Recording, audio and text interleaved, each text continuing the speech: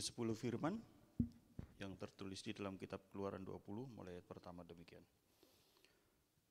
Lalu Elohim mengucapkan segala firman ini. Akulah Yahweh Elohimmu yang membawa engkau keluar dari tanah Mesir, dari tempat perbudakan. Jangan ada padamu ilah lain di hadapanku. Jangan membuat bagimu patung yang menyerupai apapun yang ada di langit di atas, atau yang ada di bawah bumi, atau yang ada di dalam air di bawah bumi. Jangan sujud menyembah kepadanya atau beribadah kepadanya. Sebab aku, Yahweh, Elohimmu, adalah Elohim yang cemburu, yang membalaskan kesalahan bapa kepada anak-anaknya, kepada keturunan yang ketiga dan keempat dari orang-orang yang membenci aku. Tetapi aku menunjukkan kasih setia kepada beribu-ribu orang, yaitu mereka yang mengasihi aku dan yang berpegang pada perintah-perintahku. Jangan menyebut nama Yahweh Elohimmu dengan sembarangan, sebab Yahweh akan memandang bersalah orang yang menyebut namanya dengan sembarangan. Ingatlah dan kuduskanlah hari Sabat. 6 hari lamanya engkau akan bekerja dan melakukan segala pekerjaanmu. Tetapi hari ke-7 adalah hari Sabat Yahweh Elohimmu. Maka jangan melakukan sesuatu pekerjaan. Engkau atau anakmu laki-laki atau anakmu perempuan, atau hambamu laki-laki atau hambamu perempuan, atau hewanmu atau orang asing yang di tempat kediamanmu. Sebab 6 hari lamanya Yahweh menjadikan langit dan bumi, laut dan segala isinya, dan ia berhenti pada hari ke-7. Itulah sebabnya Yahweh memberkati hari Sabat dan menguduskannya. Hormatilah ayahmu dan ibumu, supaya lanjut umurmu di tanah yang diberikan Yahweh Elohimmu kepadamu. Jangan membunuh, jangan berzina, jangan mencuri, jangan mengucapkan saksi dusta tentang sesamamu, jangan mengingini rumah sesamamu, jangan mengingini istrinya, atau hambanya laki-laki, atau hambanya perempuan, atau lembunya, atau keledainya, atau apapun yang dipunyai sesamamu. Amin. Seperti rusa rindu sungaimu, jiwaku rindu Engkau. Kaulah Tuhan hasrat hatiku, ku rindu katakan seperti rusa rindu sungaimu, seperti rusa rindu sungaimu, jiwaku rindu Engkau. Kaulah Tuhan hasrat hatiku, ku rindu menyembahmu. Engkau kekuatan dan perisai, kepadamu Yesus kami berserah, rohku berserah. Kaulah Tuhan hasrat hatiku, ku rindu. Katakan Yesus.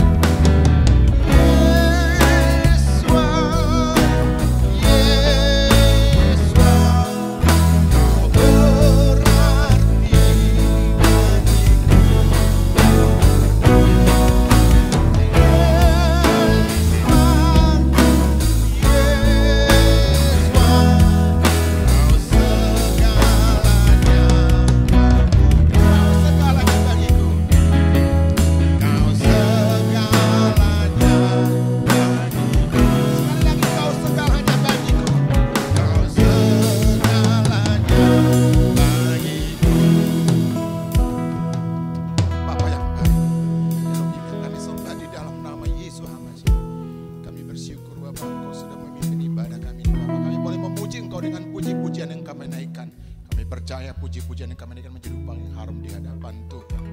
Sekarang saatnya kami ingin mendengarkan dafarmu atau sebagian dari firman Bapa. Berkati kami semua Tuhan, hamba-Mu yang menyampaikannya tidak ada apa-apanya di hadapan Tuhan. Tetapi hamba mohon Engkau pakai bibir lidah dan dari hamba-Mu untuk dalam menyampaikannya. Isi hati Tuhan kepada kami semua, baik bagi yang berbicara maupun yang mendengarkan. Terima kasih Bapa. Kami serahkan pemberitaan ini hanya di satu nama Tuhan kami yang hidup, Yesus HaMasiah. Kami sudah berdoa dan bersyukur. Haleluya. Amin. Sahabat Shalom, Bapak Ibu, apa kabarnya? GPF, Yesus HaMasiah. Semangat ya, berarti ini luar biasa kalau semangat begini. Ngomong juga saya jadi enak gitu ya kan. Gak perlu teriak-teriak. Baik, Bapak Ibu Saudara kasih, saya undang kita berdiri bersama-sama untuk menghormati Tuhan.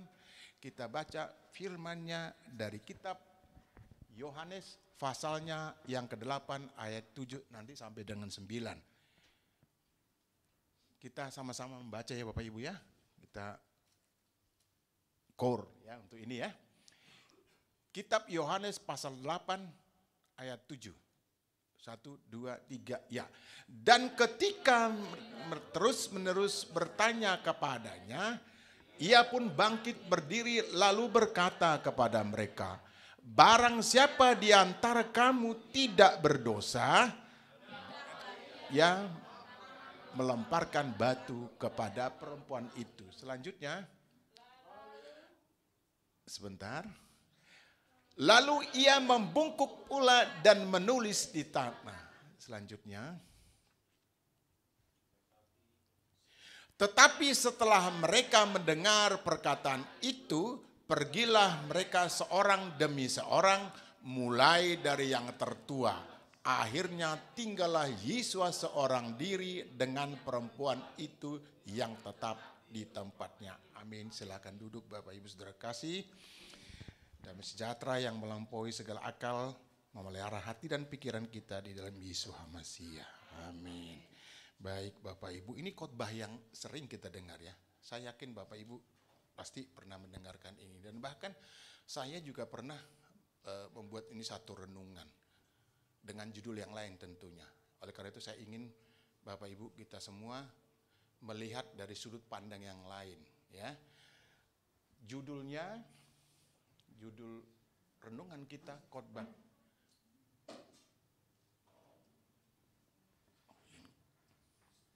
Sama-sama pelaku. Sama-sama pelaku. Memang kalau lihat judul ini sepertinya kurang rohani gitu ya.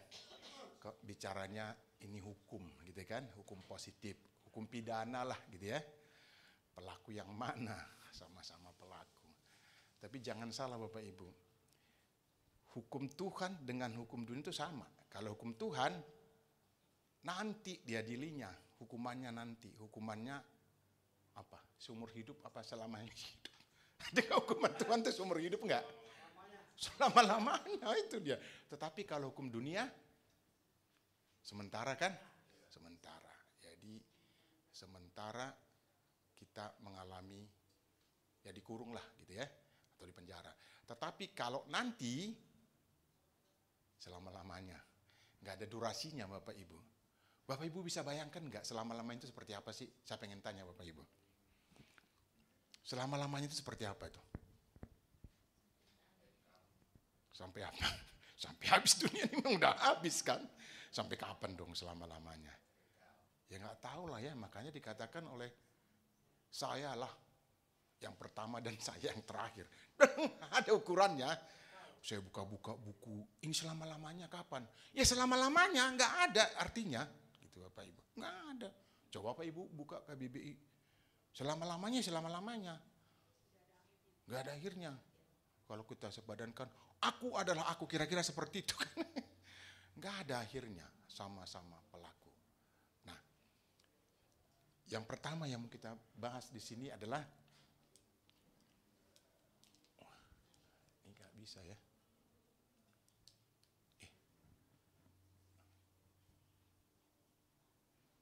Langsung kesimpulan, ini gimana ceritanya? Waduh, lari ya? Bantu deh, tolong.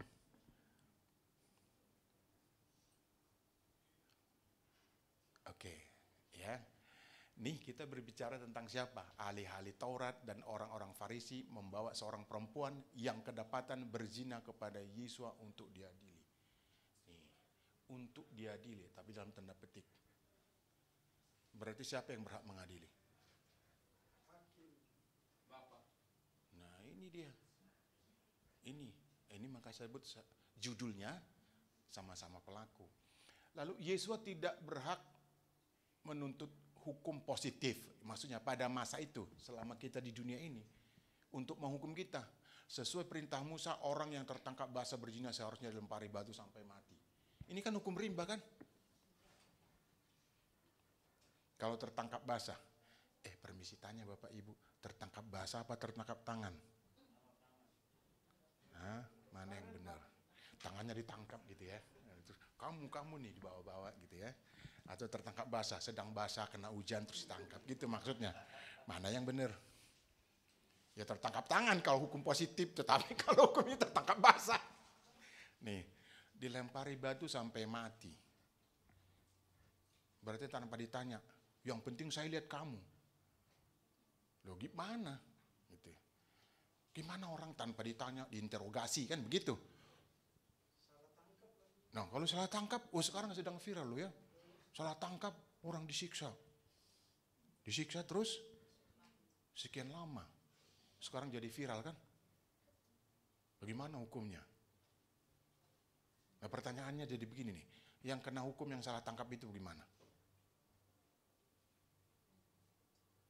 Menuntut ke negara.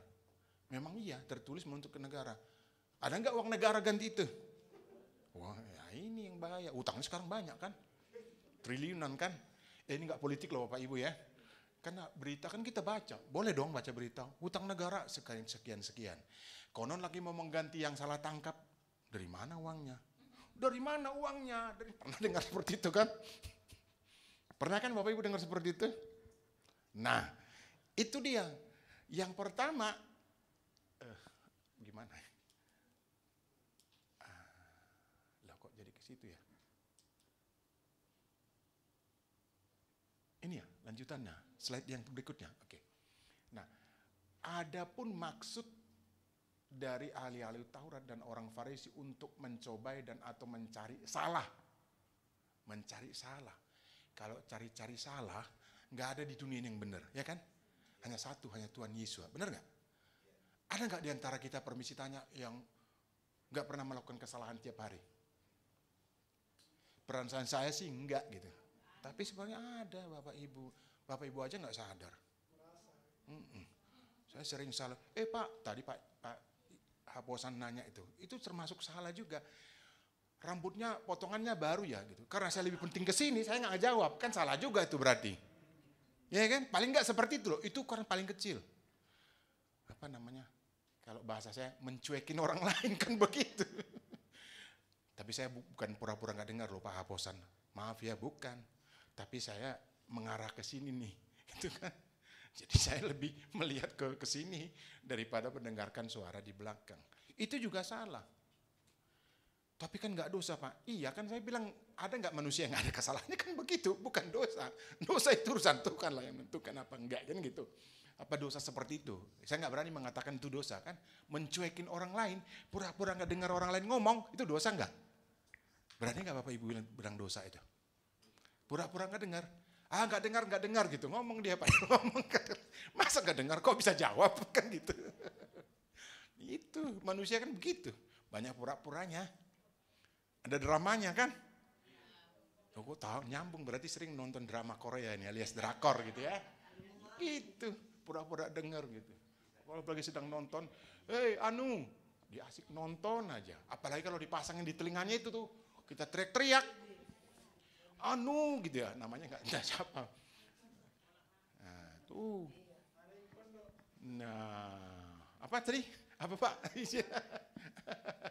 Nah itu, kenapa begitu? Nah, itulah sifat manusia. Ada yang pura-pura mendengar, tapi hatinya nggak di situ. Pura-pura datang ke gereja, hatinya tempat lain. Ya kan? Kompor belum dimatiin misalnya. Pintu belum ini, tadi lupa cabut colokan misalnya begitu. Ada begitu kan? Tapi saya di sana, di sini nggak ada. Ya, saya yakin di sini nggak ada, ya kan? Ada juga begini. Dia dengar sebenarnya, tapi nggak mau dengar karena ada yang lebih penting. Itu sifat dasar manusia. Nah, begitupun ini orang-orang Farisi. Kita tidak dalam posisi menghakimi ya Bapak Ibu ya. Orang-orang Farisi, ahli-ahli Taurat, semua dia tahu.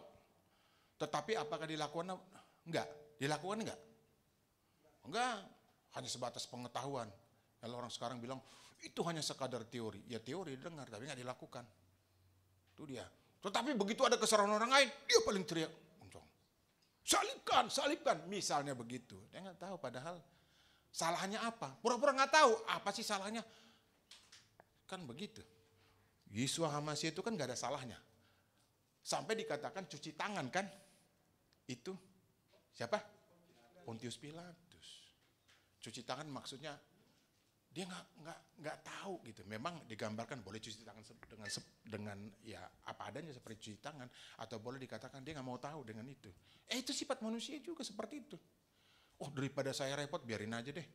Nah, itu ada sifat seperti itu karena memang ya begitulah. Jadi ahli Taurat dan orang-orang Farisi seperti itu. Nah, kebetulan yang dia sasar adalah seorang perempuan. Seorang perempuan, kalau dalam sejarahnya kan di Israel itu kan, mohon maaf nih, warga kelas 2 kan sebenarnya. Apa-apa harus laki-laki misalnya. Begitu nggak Bapak Ibu? Yang Bapak Ibu baca. Begitu kan? Saya tidak mengatakan loh itu garis keturunan dari laki-laki patrilineal. Bukan itu soalnya. Bahwa pembawa marga itu dari laki-laki, bukan itu soalnya. Tapi memang kelas 2. Itu sejarah seperti itu. Dan sekarang banyak orang menyuarakan ya pejuang-pejuang gender katanya. Itu laki-laki dan perempuan sama, memang benar iya. Sekarang ini, apakah itu bertentangan dengan firman? Tidak, cuman jangan jadi dia yang harus menguasai, dia yang memposisikan diri sebagai penguasa. Di dalam keluarga misalnya, ini ya nggak boleh. Ya kan? Nggak boleh. Oh, mengajari seperti ini. Kalau memang itu positif, dengar aja kata perempuan. Dalam konteks ini kata istrinya. Kan begitu. Kata adiknya, adik perempuan, boleh aja. Tapi bukan jadi berarti kalau nggak dengar terus kita marah. Kamu jangan ngajarin saya, kamu perempuan, taunya apa sih? Nah ini jadi masalah kan. Padahal dikatakan itu benar. Itu yang harus dirombak, itulah dia yang harus dirombak. Jangan memposisikan perempuan itu sebagai agak kasar, kelas 2. Di sebelah bilang kelas kambing, ini paling berbahaya, nggak boleh pakai istilah seperti itu. Ya, ini nggak boleh. Inilah sebenarnya yang dikoreksi oleh Tuhan Yesus. Keadilan bahasa yang umum. Keadilan itu. Kita lanjut ya Bapak Ibu. Tolong nak di bawahnya. Nah, yang pertama, ahli-ahli Taurat itu dan orang-orang Farisi sebenarnya nggak patuh hukum atau perintah Musa. Nggak patuh sebenarnya. Ada ayat nanti kita baca ini di kitab Matius. Sebenarnya hanya tahu tetapi tidak melakukan. Ibaratnya dia menang teori. Hanya di teori. Sekarang ini ada istilah link and match. Apa yang kamu baca di teori, ya praktikkan. Nah, berarti sama dengan firman Tuhan kan? Kalau kita kan belajar kan sekarang begitu ya, modelnya ya, merdeka belajar gitu ya. Jadi ya kita harus menggali sebanyak-banyaknya untuk kita. Jangan mengharap dari satu sumber, dari guru, dari dosen dan seterusnya. Enggak seperti itu. Kita harus aktif. Ini teorinya, saya harus praktikkan. Nah, ahli-ahli Tauratnya ini seperti ini. Hanya tahu, tapi tidak melakukan, tidak menggali. Tahu, enggak boleh begini. Yang dikedepankan hanya tradisi, lebih kepada tradisi. Ini Tuhan yang enggak mau. Perintah Musa seperti ini, tapi kamu membuat lebih dari itu. Kamu karang sendiri. Ini celakanya. Tujuannya apa? Untuk kepentingan diri sendiri. Ini yang berbahaya. Untuk kepentingan diri sendiri dia mengajar orang. Bukan supaya yang diajar itu pintar, tahu apa yang disampaikan. Tetapi untuk kepentingan diri, wah saya jadi guru ini. Saya juga pernah setuju Bapak Ibu. Ada istilah yang mengatakan, artinya saya tidak setuju dengan yang dikatakan apa, misalnya guru yang apa, yang keras itu apa, killer ya, atau dosen killer. Jujur aja saya nggak pernah begitu. Kalau memang dia bisa aja. Kita kan nggak hanya dari teori, tetapi dari akhlaknya. Seumur hidup saya belum pernah ngasih orang nggak lulus hanya karena dia apa namanya nggak pinter gitu ya. Saya nggak bilang bodoh loh ya, salah nanti nggak pinter. Tapi saya lihat dia hormat, nggak segan-segan saya kasih B Bapak Ibu. Ini cerita pengalaman boleh dikit ya. Nggak ada saya kasih C. Tapi kalau pinter, absennya ada juga, ngelawan juga. Kita ngajar di depan, dia ngoceh di belakang. Oh saya kasih C. Nggak lulus sih saya nggak pernah. Benar ini pengalaman saya. Jadi orang itu perlu, dia tahu teori tapi alaknya ada juga. Mau dengar. Ada juga sih yang pura-pura dengar gitu. Padahal dalam hati dia main handphone. Saya kan bangkunya kan begini, dia main-main begini. Nggak apa-apa, yang penting dia dengar saya, lihat saya kan gitu. Itu pasti B kalau saya. Karena kita lihat gitu. Jadi orang itu nggak hanya teori yang diperlukan, tetapi akhlaknya juga kan.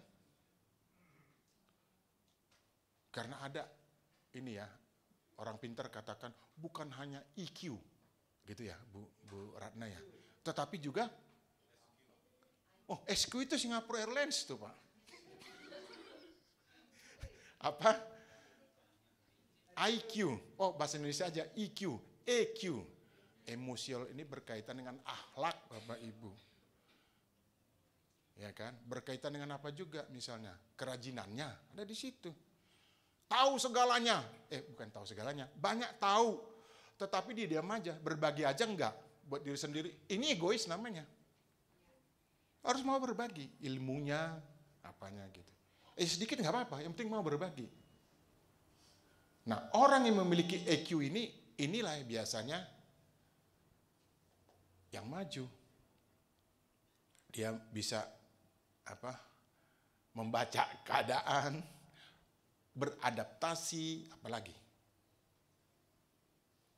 menjadikan hambatan menjadi peluang. Ada kan orang pintar bilang ambil hikmatnya, ya kan?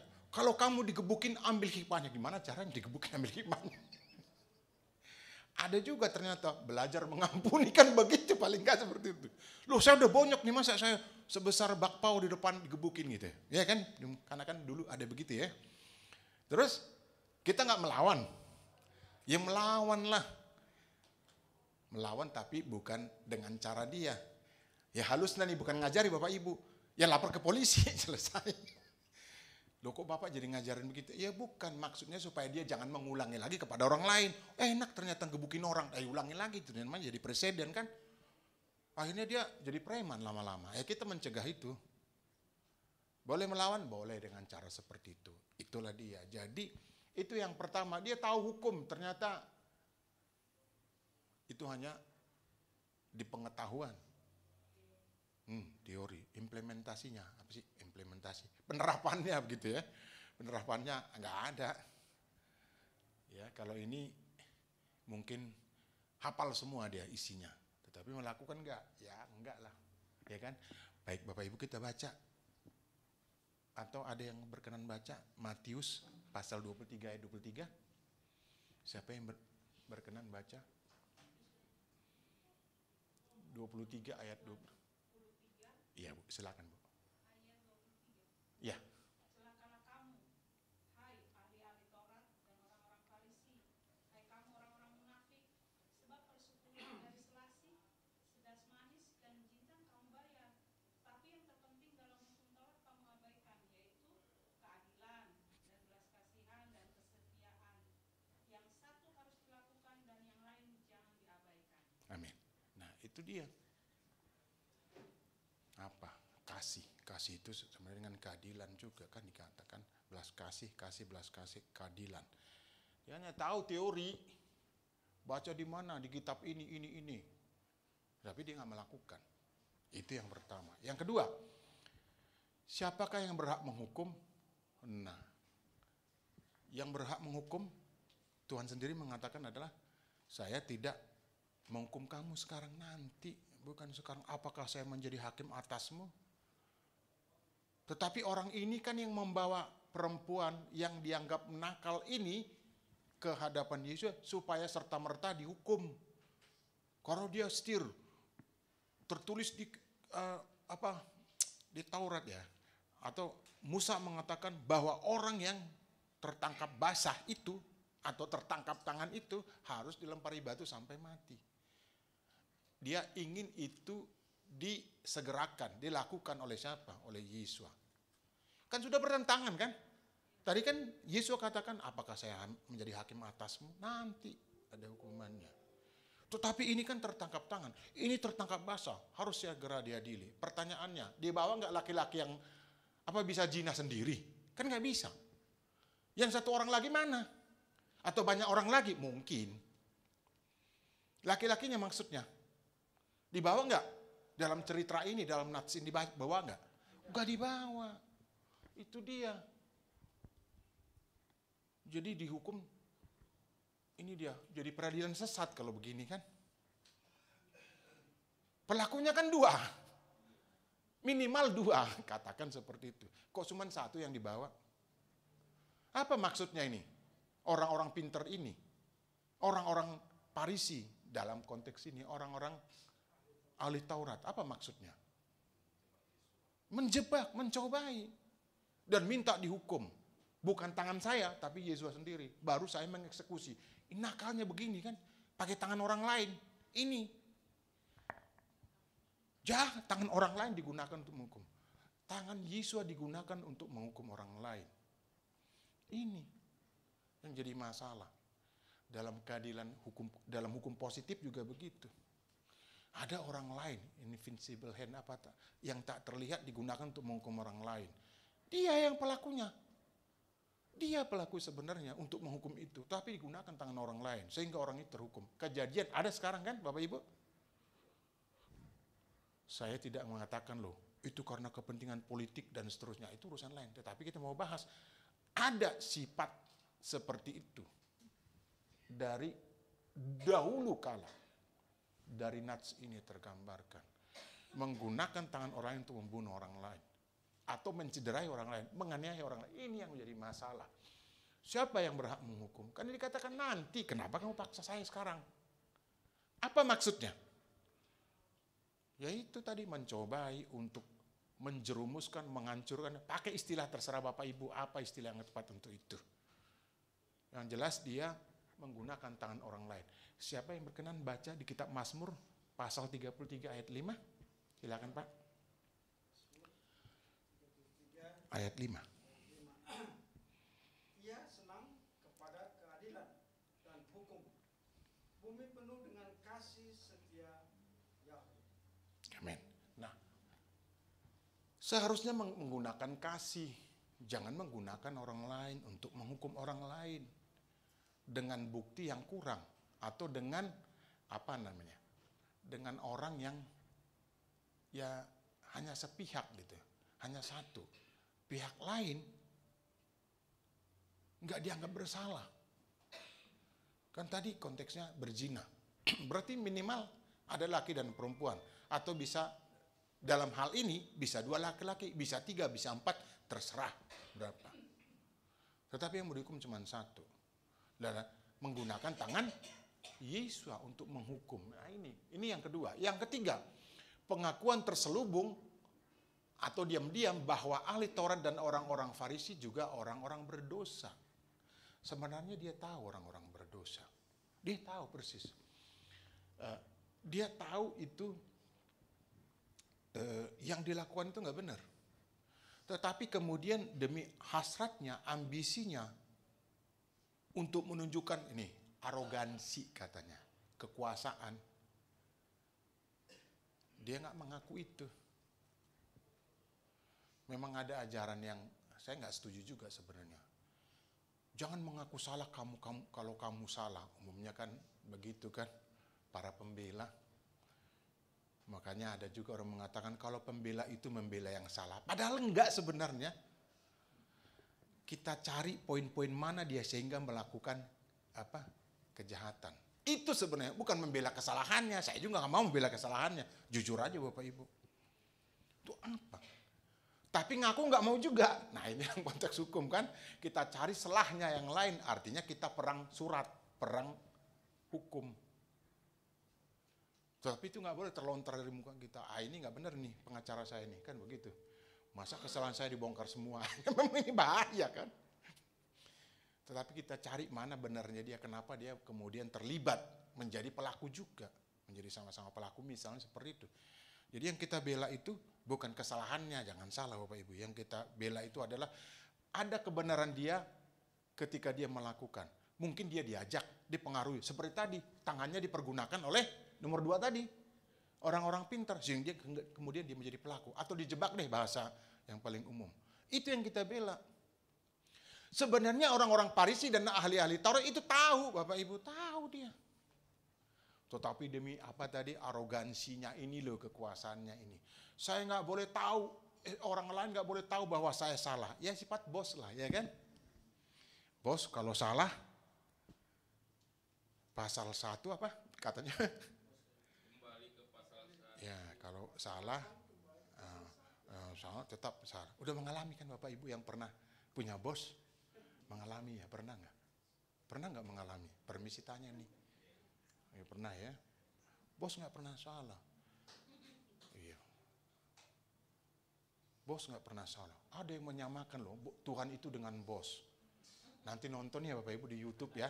Jangan lupa di like ya, Bapak Ibu subscribe. Kok Bapak jadi iklan? Iya begitu, nggak apa-apa lah ya kan. Bos nggak pernah salah. Nah itu kelakuan ini nih, nomor 3 nih. Bos itu tahu dia salah. Tapi apaan loh, gue pecat loh. Misalnya seperti itu. Ini orang-orang sifat-sifat seperti ini ada di ahli Taurat dan Farisi. Bapak Ibu baca nanti literatur. Ada, saya juga baca ini dulu sebelum saya berani mengkhotbahkannya. Saya juga kemarin ada itu YouTube-nya. Saya nggak setuju bos itu, Tuhan itu bos. Emang pernah Tuhan salah? Permisi tanya nih. Coba baca di kitab suci, ada nggak Tuhan salah? Tuhan Yesus dalam hal ini. Salah nggak? Enggak, justru karena itu dia Tuhan. Kalau salah ya kita, ya kan? Pura-pura nggak dengar, itu salah juga kan? Pura-pura tahu tapi nggak tahu, ini juga bahaya Bapak Ibu. Ya kan? Pura-pura tahu ternyata nggak tahu. Nah itu, tolong dibaca di kitab Matius pasal 23 ayat 3. Siapa yang sukarela mau baca, silakan Bapak Ibu. Matius pasal 23 ayat 3. Ya, silakan Nak. Turutilah dan lakukanlah segala sesuatu yang mereka ajarkan kepadamu. Amin. Tetapi janganlah kamu turuti perbuatan-perbuatan mereka, karena mereka mengajarkannya tetapi tidak melakukannya. Iya, silakan duduk. Nah, tahu dia itu salah. Dia tahu tetapi tidak melakukannya. Itu sifat orang Farisi. Kemudian apa yang terjadi? Kita lihat Tuhan Yesus menunduk ke tanah. Membungkuk ya, dalam bahasa yang dia tulis. Ini kan mengingatkan kita kepada Bapa Yahweh ketika menciptakan manusia kan. Nah, dia tulis gambar manusia gitu ya. Artinya saya tahu loh kamu ciptaan saya. Saya tahu apa, dari apa kamu dan kemudian akhirnya jadi apa. Tuhan Yesus juga sebenarnya begitu. Dengan cara menunduk, membungkuk, menulis. Ada yang menafsirkan tulisannya tentang siapa yang tidak bersalah. Banyak tafsiran tentang itu Bapak Ibu. Ya kan? Banyak kan? Tetapi kita hendak membahas bahwa Tuhan menunduk itu, Tuhan Yesus meniru Bapaknya, Bapak Yahweh ketika menulis bahwa dia tahu semua. Kamu ciptaan saya tahu kamu siapa. Tuhan Yesus juga begitu. Saya tahu semua salah, jangan banyak ngomong lah. Kan begitu kira-kira bahasa kasarnya. Dia menundukkan cara seperti itu. Cara Bapaknya. Karena dia tahu. Ini semua orang berdosa nih. Orang mencelakakan semua ini. Mencelakakan, maaf perempuan itu, perempuan jahat. Dan juga mencelakakan saya. Tahu. Caranya itu. Dia tiru cara bapaknya. Untuk kemudian mereka pergi satu persatu. Pertanyaannya, siapa yang duluan pergi? Dari kerumunan orang banyak itu, orang Farisi dan ahli Taurat, siapa yang duluan pergi? Yang tua dulu. Kenapa yang tua dulu? Nah, ini pertanyaannya Bapak Ibu. Kalau tahu nih, saya ada 100.000 nih. Kalau tahu, saya hitung paling 3 menit ya. Oh, kelamaan. Apa? Berpengalaman berdosa maksudnya. Ini. Banyak dosanya bisa juga, tapi kurang tepat. Ya, balik lagi ke yang tadi itu. Dia mengetahui, ya memang bisa juga. Tetapi yang paling tepat bukan itu Bapak Ibu. Apa? Kenapa yang tua dulu pergi? Iya, sama-sama pelaku, judulnya begitu Pak. Sama-sama pelaku tadi. Dia pelaku kejahatan juga, pelaku sama-sama orang berdosa, menjerumuskan orang lain. Makanya judulnya sama-sama pelaku. Yang paling tepat apa? Tadi berpengalaman, berdosa, ya kan? Bisa lah. Terus apa lagi? Lebih tua, mungkin sudah putih rambutnya. Mohon maaf ya, saya juga putih sebenarnya rambutnya. Apalagi? Tadi?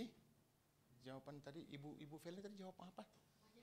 Banyak dosanya ya, berpengalaman, banyak dosa. Mirip juga, lebih tua, mirip juga. Tapi satu hal apa?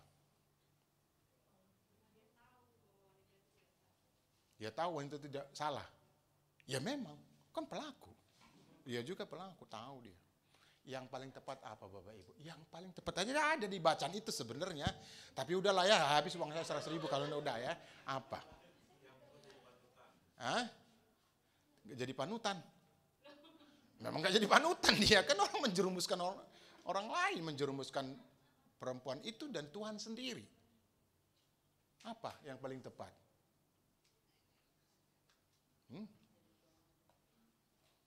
Bapak Ibu menduga bahwa dia pelakunya gitu, yang tua itu gitu. Yang paling tua, enggak Bapak Ibu. Enggak boleh, itu juga sudah menghakimi. Apa dong yang paling tepat? Oke ya, saya kasih ya. Dia justru mengajarkan jangan seperti itu. Tapi dia bawa itu. Tuh kan itu kan sama-sama pelaku juga iya, tapi bahasanya harus seperti itu. Dia katakan kepada yang masih muda nih, gak boleh seperti ini. Tapi dia duluan yang bawa. Lalu Tuhan menulis, membungkuk. Ya duluan dong dia pergi. Aduh, berarti bahasanya apa? Maaf ya. Munafik. Munafik. Ini. Itu bahasanya. Oh iya, jangan lupa itu nama orang loh. Iya kan? Kalau munafik gak ada nama orang. Saya pikir gak ada nama orang munafik ya Bapak Ibu ya. Kalau Munawaroh ada Bapak Ibu. Ada sinetron Sidul. Ada kan Bapak Ibu, coba nonton. Ada kan? Kok berarti tukang nonton sinetron juga ya, sama kayak saya juga ya kan. Saya kalau udah nonton YouTube gitu, pura-pura nggak dengar juga di luar. Pak, nggak dengar itu. Baru dibuka pintu, prok. Oh iya. Karena saya nonton tuh. Saya ada salahnya juga kan. Pura-pura nggak dengar. Nah, makanya saya berani katakan, jangan pura-pura nggak tahu gitu ya. Tahu lah, ya kan. Joshua tahu, mungkin Helen juga tahu lah, ya kan. Linda juga tahu. Karena asik gitu ya. Itu salah. Tapi kalau dosa biar Tuhan nanti yang ini ya. Bukan kita. Pura-pura nggak dengar karena keasikan. Ya sama juga tadi, rambutnya dipotong ya Pak. Saya pura-pura nggak dengar, maju aja saya terus. Kira-kira begitu Pak. Tapi bukan kebiasaan tuh Pak, memang ya begitulah. Jadi munafik inilah jawabannya. Yang keempat terakhir nih. Menasihati atau mencegah dan mengampuni cara terbaik agar sadar kembali. No, Tuhan bilang apa? Saya juga nggak menghukum kamu. Pergilah, disuruh pergi kan? Tuhan memposisikan diri nggak menjadi hakim pada saat itu? Hah? Tidak sebenarnya. Kan tadi Tuhan sudah bilang, nanti ada hukumannya, bukan sekarang. Jadi ini kira-kira relevan dengan yang dikatakan sekarang. Dugaan tidak bersalah. Ini relevan kan? Praduga tidak bersalah. Pernah dengar seperti itu Bapak Ibu? Pernah kan? Ya itu. Ajas praduga tidak bersalah, itu lebih tepat. Berarti ngambil dari kitab dong itu ya? Iya. Itu ngambil dari kitab suci. Saya berani katakan seperti itu setelah saya pelajari loh Bapak Ibu ya.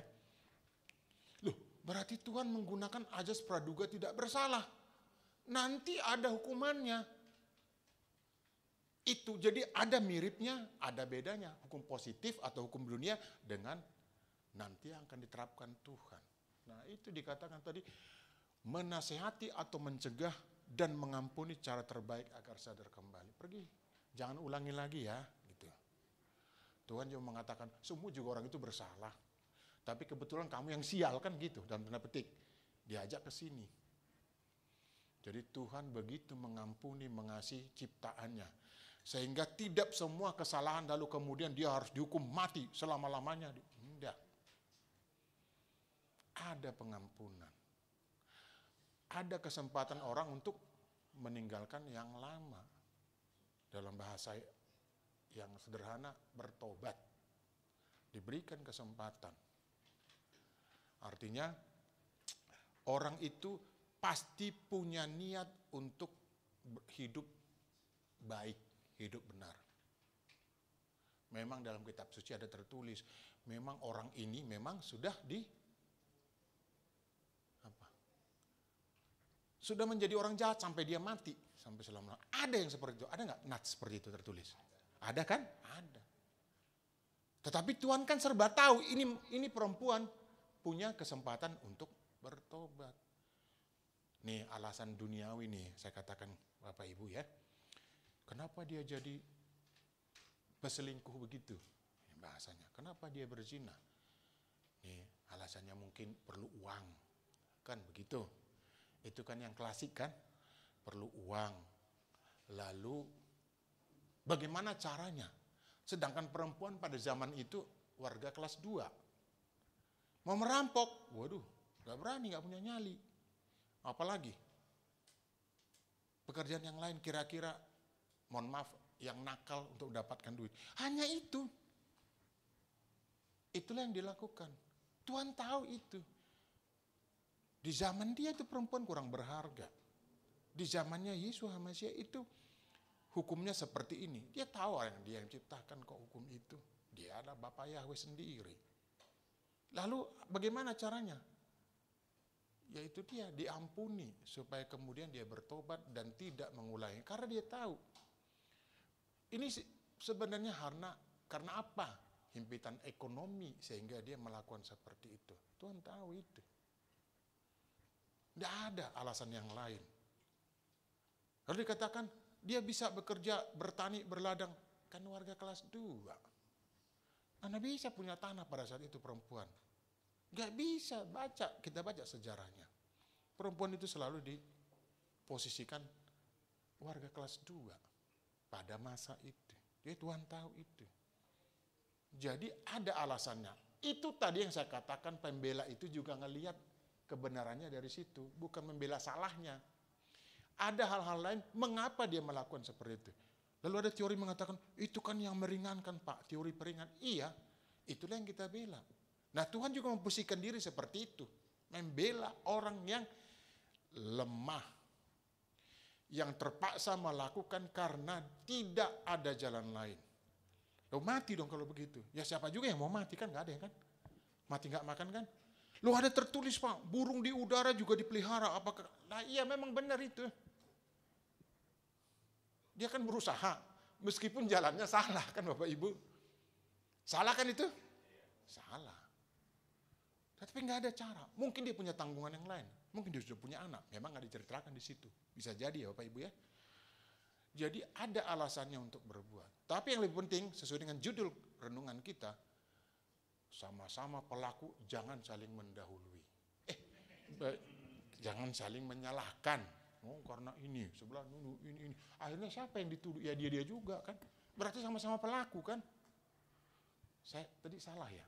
Sesama bis yang nggak boleh saling mendahului ya, bukan sesama pendosa gitu ya dalam tanda petik. Ya. Jangan saling menjerumuskan, karena ada hakim, ada yang mengadili kemudian kelak kalau kita salah. Itulah inti yang bisa saya sampaikan kepada kita semua, baik bagi saya, Bapak Ibu, bahwa ada hal-hal yang sebenarnya kita tidak sadari, kita sudah menjadi pelaku di sana. Saya ulangi, kita nggak boleh mengatakan, saya nggak pernah salah. Nggak ada manusia yang nggak pernah salah. Saya nggak mengatakan dosa loh ya, Bapak Ibu ya. Kalau salah, siapapun salah. Ada ukurannya mungkin. Salah kecil, salah menengah, salah madya, salah besar. Pokoknya salah. Kalau ada mengkategorikan seperti itu, salahnya kecil kok, salah pratama katanya ya kan. Salah muda, salah madya, salah utama. Salah semua. Benar nggak Bapak Ibu? Salah tetaplah salah. Betul Bapak Ibu? Iya, baik. Sekarang kesimpulannya. Pak John masih perhatikan ya? Masih. Amin. Nah, ini kok nggak bisa? Oh ya, nggak kuat ya. Yang pertama kesimpulan, jangan mendakwa orang dengan maksud agar orang itu terhina. Ya. Yang kedua, jangan pilih-pilih orang yang akan dipersalahkan. Ini istilah hukumnya tebang pilih nih. Ini yang paling gampang disalahkan. Ini yang paling gampang dilipat kata orang sebelah. Dilipat ini mah, jadi salah dia. Tepat. Tajam ke bawah. Tumpul terbalik Pak, ke bawah tajam, motong. Kalau ke atas dia, itu kira-kira itu beda Pak. Jadi tumpul ke atas. Pilih-pilih bulu ya. Itu nomor 2. Yang ketiga, bertindak adil agar diperlakukan adil juga orang lain. Orang lain akan berbuat baik juga kepada kita. Memang ada kan ini yang disebut hukum tabur tuai. Bagaimana orang mau mengatakan itu kepada kamu, katakan seperti itu. Bagaimana kamu mengatakan berkat kepada orang lain, berkat akan kepadamu. Begitu kan Bapak Ibu ya? Maka jangan segan-segan, Tuhan memberkatimu. Mau lengkap silakan, Tuhan Yesus memberkati. Pokoknya apapun, Tuhan memberkatimu. Karena apa? Kita mengharapkan kita juga diberkati oleh itu. Jangan segan tulis TYM ke Tuhan memberkatimu. Pokoknya tujuannya sama, Tuhan tahu. Kalau kita memberikan kata-kata, menyampaikan kata-kata yang positif kepada orang lain, kita pun dapat kata yang positif. Amin Bapak Ibu. Yang terakhir, 4. Menasihati atau mencegah dan mengampuni cara terbaik agar orang sadar kembali. Itu tadi yang nomor 4 itu kan. Pergilah kamu, saya juga tidak menghukum kamu. Kan begitu. Jadi menasihati itu cara yang terbaik daripada kita menghukum atau mencegah ya. Memang pencegahan lebih bagus. Kenapa? Murah, lebih mudah daripada menghukum. Kalau menghukum, ya bertambah lawan, kan begitu. Kira-kira begitu ya gamblangnya. Kalau mencegah, mungkin dia hanya tersinggung, ngatur-ngatur aja kamu, kan begitu. Tapi sebentar kan, nanti dia sadar, oh iya benar. Tapi kalau menghukum, langsung menjauhi. Oh siapa dia, saya juga bisa, langsung begitu. Jadi musuh kan. Lebih baguslah mencegah daripada menghukum, itu maksudnya. Oke, yang terakhir saya selalu ada quotes-nya Bapak Ibu. Apa dikatakan? Lebih baik memperbaiki diri sendiri ketimbang mencari-cari kesalahan orang lain. Sebab semua orang pasti punya kesalahan dalam hidupnya. Adakah di antara kita yang enggak salah? Saya enggak mengatakan berdosa. Adakah di antara kita yang tidak berdosa? Nah, kalau ini kan diperdebatkan kan? Tetapi kalau punya salah, itu pasti. Ya Bapak Ibu ya, lebih baik kita apa tadi? Introspeksi katanya. Memang itu lebih tepat, introspeksi. Siapa saya? Bukan siapa saya gitu kan. Siapa saya? Itu menunduk loh ya, bukan siapa saya tangannya begini atau nunjuk, ini berbahaya ya kan. Ya kan. Nunjuknya begini tetap salah kan, meskipun ini kan sama aja. Siapa saya? Siapa kamu ya kan? Kamu anak Esopo, kan gitu ada kemarin itu. Viral kan, ada kan? Kamu anak siapa? Kasihan juga dibully beliau jadinya kan. Hati-hati. Kan jadi dibully tuh. Sampai pakaiannya juga diobok-obok gitu kan. Tuh memang netizen ini aduh bahaya, jangan sekali-sekali dia bikin seperti itu. Ya jadi maha benar ya. Mahal loh ya.